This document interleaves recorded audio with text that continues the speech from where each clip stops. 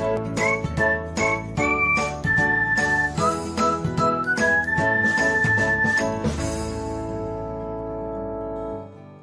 everyone, welcome back to another episode of Technologyglance.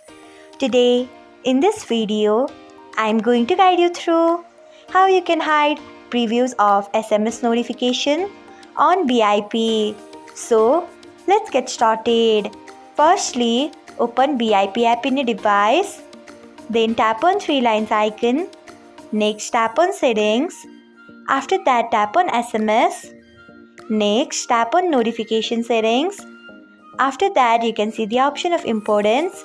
Turn off it by tapping on it. Next, tap on save. So, this is how you can hide previews of SMS notification on BIP. Thanks for watching. If you found this guide helpful, we would love it if you hit the thumbs up button below. We upload great new tech tutorials like this one every day. So, do not forget to subscribe to our channel and hit the bell icon so that you'll never miss another update.